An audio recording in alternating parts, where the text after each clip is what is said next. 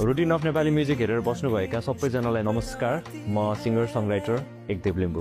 मेरो झिमझिम आउने आँखाको हिन्दी भर्जन चाहिँ आइसकेको छ, टाइटल झिमझिम। सो यो चाहिँ हाम्रो कोलाबोरेसन रहेको छ नेहा कक्करसँग अनि युट्युब च्यानल प्ले डिएमएफसँग। सो यो चाहिँ उतैबाट आएको हो एप्रोच। सुरुमा चाहिँ गीतै लिने कुरा भइरहेको थियो, स्टार्टिङ अपलोड भएको 2 दिनपछि नै। तर मैले चाहिँ त्यस्तो गीतै चाहिँ दिन मिल्दैन किनकि मेरो युट्युब च्यानलमा अपलोड भइसकेको छ। So let's do a Hindi version भनेपछि चाहिँ हामीले चाहिँ त्यसपछि चाहिँ हिन्दी भर्जनको काम चाहिँ सुरु गरेको हामीले।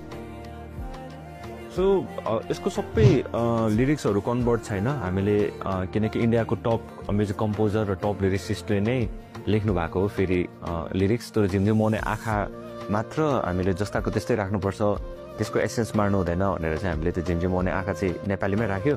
अनि अरू चाहिँ सबै चाहिँ हामीले उतै त्यो राणा सौतल सर र रजत नागपाल सरले नै उहाँहरूले नै लेख्नुभएको हो। सो यो चाहिँ सबै कन्भर्टेड छैन। सो हिन्दी गाउनु चाहिँ मलाई एकदमै गाह्रो भएको थियो किनकि यसको चाहिँ हाम्रो नेपाली सिङ्गर भएको हुनाले चाहिँ हिन्दी एक्सेन्टहरू मिल्दैन। सो सबैजना मिलेर तपाईँहरूको सपोर्ट पायौँ भने चाहिँ सो आई थिङ्क नेपाली आर्टिस्टहरूले पनि इन्टरनेसनल लेभलमा केही गर्नु सक्छ।